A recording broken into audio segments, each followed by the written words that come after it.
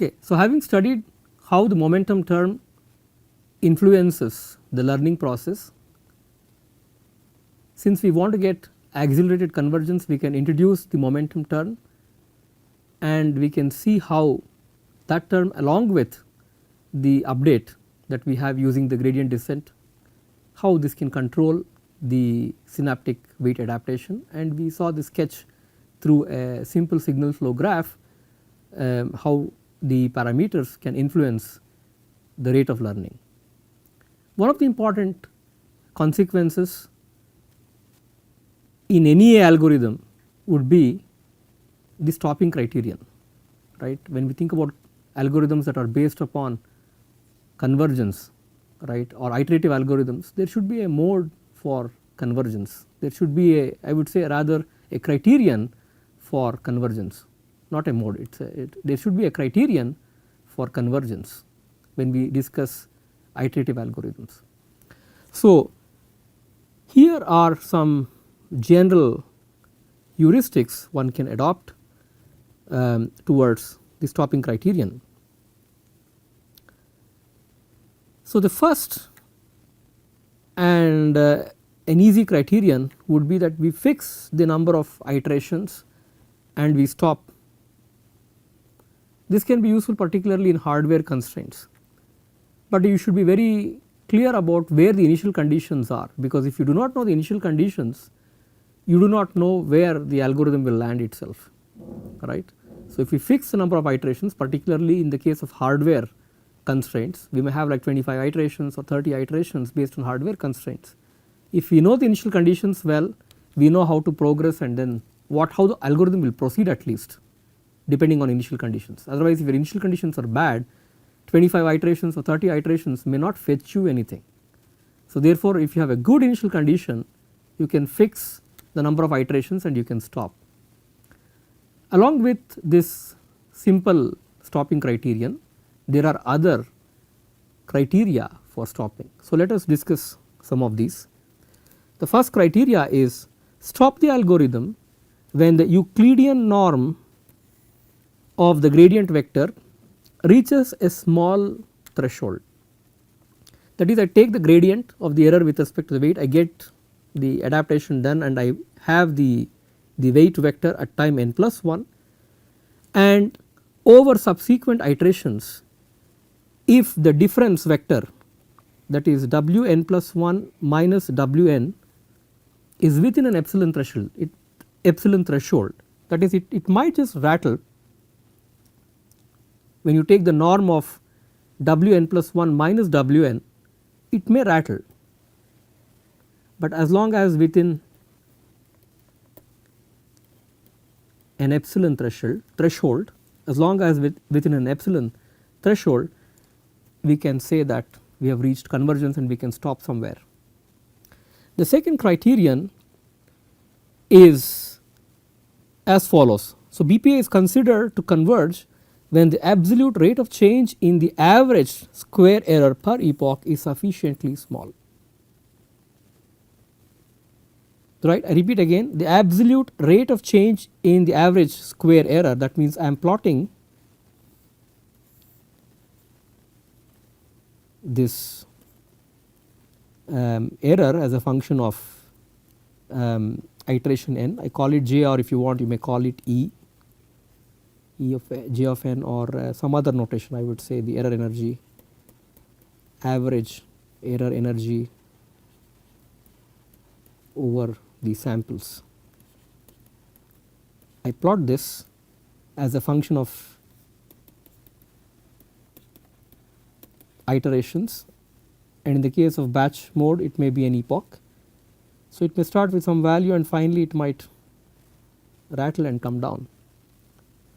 So, if I am within some epsilon tolerance here,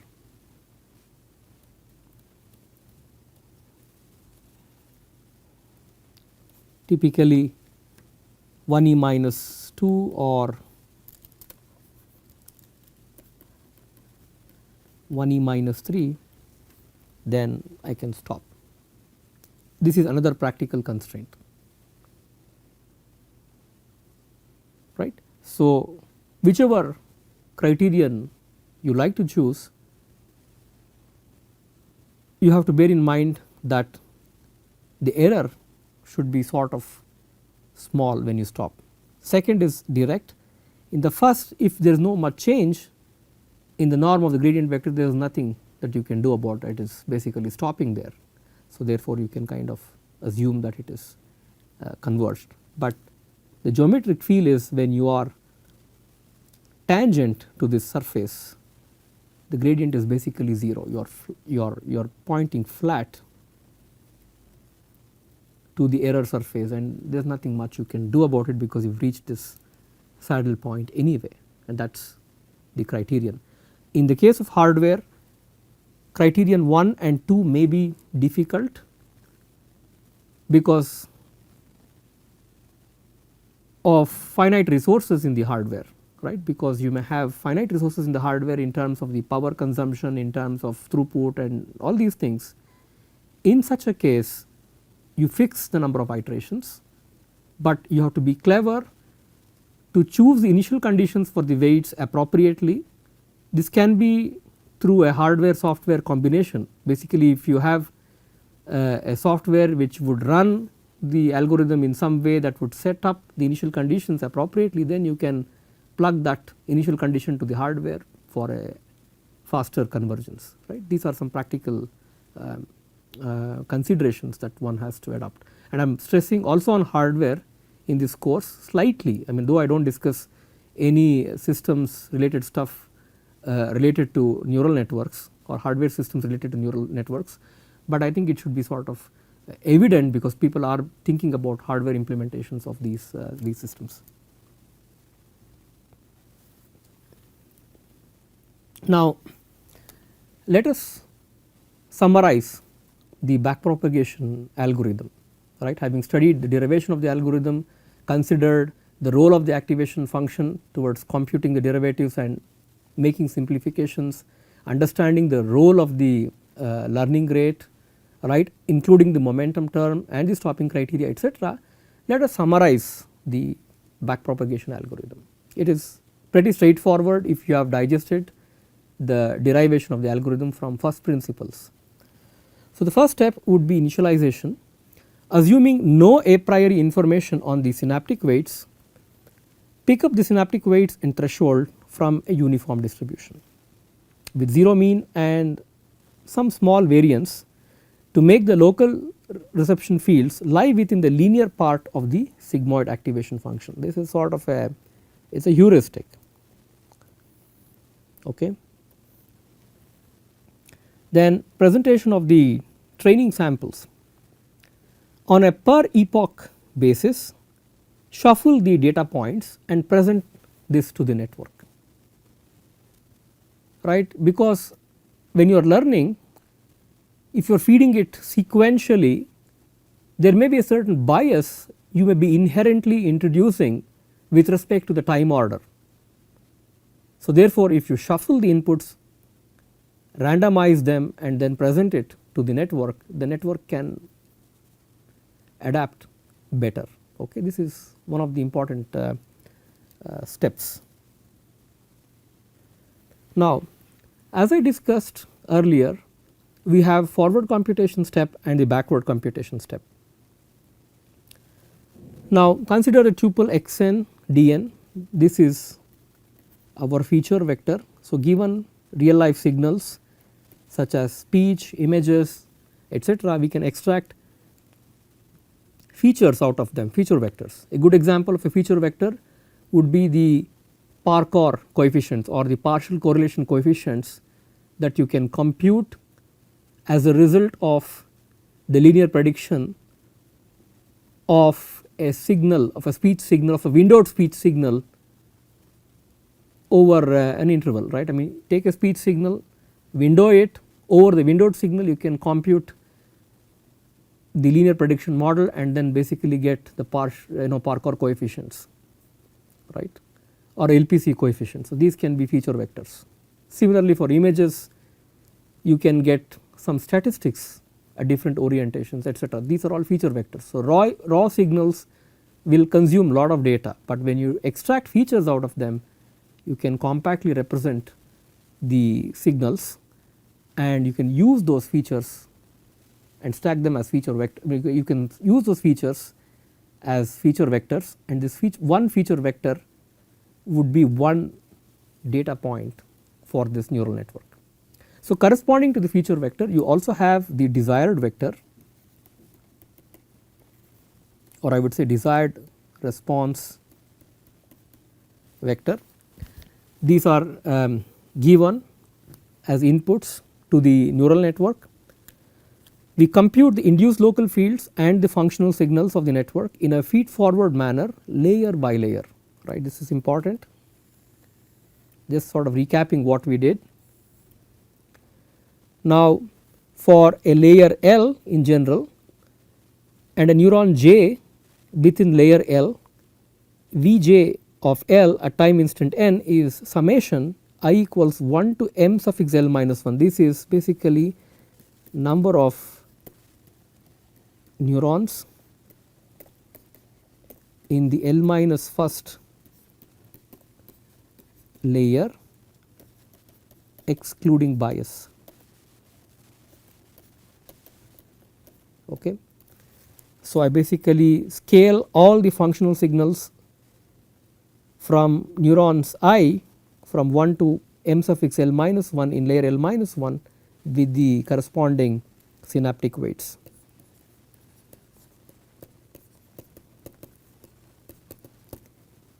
So, this is sort of straightforward. Now, for the output layer, small l is capital L. So, Yj in layer capital L is basically Oj, which are these outputs. I mention Oj because we discuss activation functions, and from there we derive, we discuss them as outputs, and then it is easy for us to compute the local gradients. So, we bring in this notation Oj for outputs. For inputs, Yj in layer 0 in the input layer is basically Xj. This is for all the inputs excluding the bias. For bias, we have to treat them separately. The 0th coordinate in all the layers, right, from 1 through L minus, from 0 through L minus 1. So, this is initialized to plus 1. This is basically hard wiring the bias, hardwire 1, you hardwire the 1, you hardwire as 1 for these inputs, but the bias is, this is variable, right. Wj0 in layer L at time instant n is basically this bias Bj, right. So, because we want to connect from plus 1 through this weight Wj0 L, right, this is what we need to compute, which is basically I will put this in this form, Bj L n is defined to be your Wj0 at time n layer n, right. So, this is variable, and of course, this is hardwired and this is constant, which is fixed. Okay. Now, we compute the error signal, which is Ej of n is Dj of n minus Oj of n. You know what Dj is because it is applied to you. Oj you can compute because of the forward computation step, which is terminating in the last layer. So, you can compute the errors this way by evaluations in the feed forward computational steps. The backward computation starts from the last layer. So, we start with layer L equals capital L, small l equals capital L, compute the local gradient at layer capital L given by the error that you see at node j in layer capital L times the derivative of the activation function evaluated at the local reception field for node j in layer L, right. This is straightforward, and for all the layers from 1 to capital L minus 1 you do using this computation. This is again reinforcing the signal flow graph. I think by now I must have reinforced this more than 3 times already. So, you have to basically take the local gradients at layer L plus 1, scale them by the synaptic weights, connecting a node in the L plus a node k in the L plus first layer to a node j in layer L, right, and basically you take the summation from k equals L 1 to L plus 1 m suffix L plus 1. So, this is number of neurons in the L plus first layer, right, and then you scale this with the derivative of the activation function evaluated over the local reception field at that particular node, that is node j, right. In the single layer case, this L was 1 and this L was 2 here, L plus 1 was 2. So, we could do this, but for any arbitrary number of layers you can follow these steps very carefully. So, this is how it would go. So, this red indicates that you are starting at layer capital L and you progress in this direction and you go from L plus first layer, L's layer dot dot dot all the way till you reach the first layer, right. So, once you have the deltas, then you can compute the weights. So, we adjust the synaptic weights as per the general delta rule. If you follow the gradient descent, you just get this.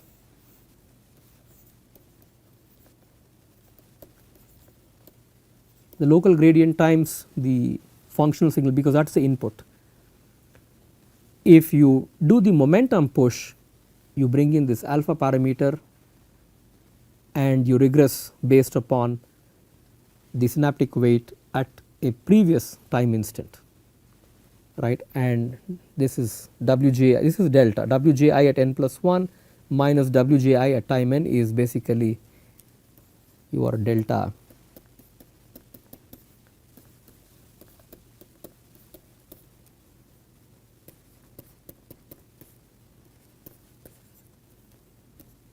So, this is your delta. Okay. So, given the momentum parameter alpha and learning rate which is eta, you can adjust your synaptic weights.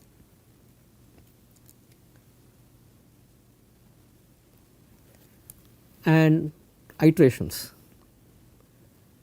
You loop forward and backward with the computational steps that I described under steps 3 and 4 until the stopping criterion is reached. And how you choose the stopping criterion, I discussed all the steps towards stopping the algorithm. It could be fixed number of iterations, or when I reach an epsilon tolerance in the error, or when the norm, the difference of the norm of the weights over subsequent iterations is within an epsilon threshold, and epsilon is a positive quantity. Okay. So, whichever is the criterion that you find it useful, you can adopt that criterion, but beware of the details of the variables therein. Having derived the backpropagation algorithm and having distilled the details of how the computation steps follow, let us look into the heuristics to make the backpropagation algorithm work better. So, we have some general rules, these are rules of thumb and they are heuristics. The first heuristic is stochastic versus batch update. So, depending upon the redundancy in the data, we can opt for the stochastic algorithm, and if you want a more refined version where we accommodate for all the errors within the exemplars, then we have to go with the batch update. So, this again depends upon the choice of the algorithmic conditions that you are interested in practice. Next would be maximum information content. We may want to use examples that provide the largest training errors. because I think these are the outliers and you want to capture that information content within the network. This also means that we can have radically different data points, I mean again to substantiate that they could be outliers. Next, input data shuffling. You may want to shuffle the data and present it to the network, then keep the same time order for the data samples that were presented in a previous epoch. So shuffling can give you more entropy, so it is good to sort of shuffle and present it to the network so that it has that plasticity to learn the examples. Choice of activation function and range. Typically we would like to have the range within the sigmoidal linear region. So this is where we would like to operate and not get into the saturation. And again, if you think about the activation function, there are various choice of activation functions and one can try different possibilities that works best with the system. I would also like to pinpoint to you that in convolution neural networks having multiple layers, the rectified linear unit, that is the choice of the activation function than the sigmoid or the tan hyperbolic. So there are reasons and we will talk about those when we get there. The next heuristic, this would be normalizing inputs. I think this is sort of obvious. If you are, for example, we have data vectors and one data vector is in a range from say 0 to 1000, another is from say maybe 10,000 to 100,000, so on and so forth, then it is good to often normalize these inputs in certain ways so that we are operating on the same normalized conditions, right. Otherwise we will blow up the updates because of the inputs. And normalization will align the direction because you are only scaling the inputs, but you are preserving the direction. The directivity is not lost. So therefore it often helps normalizing the inputs. Weight initialization. So we discussed earlier that we can have weights chosen from a uniform distribution with 0 mean and variance which is well contained within the range of the sigmoidal activation function, right. So what would be the choice of other distributions? Do we want uniform distribution? Do we go with other choices, maybe Gaussian distribution, so on. So this again is a heuristic. So whatever works best for the system has to be explored, right. In general we choose weights that are initially from a random distribution and not the all 0 input. What about learning rates? I mentioned to you earlier that learning rate plays a very important role. Typically one can fix the learning rate to be constant, that is it is a small value between 0 and 1, something like 0.01, 0.05 depending upon the conditions and the data, etc. But one may question that if you want better convergence, etc., you may want to go with adaptive learning rates where each neuron has a learning rate which depends on the data it sees and the conditions it sees, right. So therefore having adaptive learning rates will help individual neurons align faster to the optimal solution. So these are some of the heuristics, and when you code the algorithm and when you experiment you may want to choose several of these heuristics and see which works better for your system. So this sort of summarizes the backpropagation algorithm. So I have outlined the computational steps, so you can follow these as a recipe and you can basically do the computations and you can code it up. The best way to learn any algorithm would be to try these through examples. So I suggest that you play with the data, write your own code. There are all toolboxes available through MATLAB, Python, etc. But the best way to learn these systems is to code the algorithm yourself, get a handle to the variables and then analyze the dynamics of the algorithm through simulations and through mathematics, and you will feel you will get a feel for the algorithm. Okay. Let us get started with the XOR problem. So, the XOR problem is stated as follows, right. We all know what an XOR gate does. So, it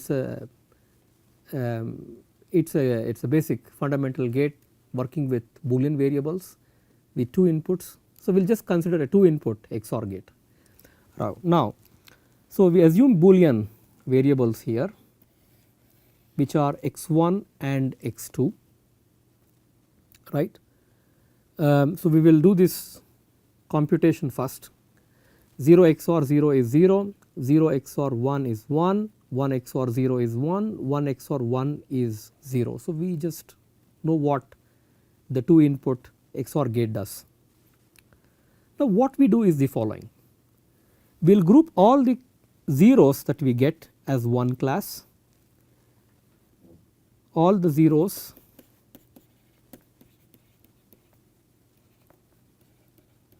that is the outputs are class 1,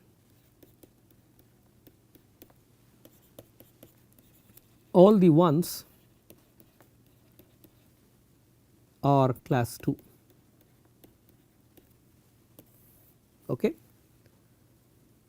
Now, I grep out these 2 conditions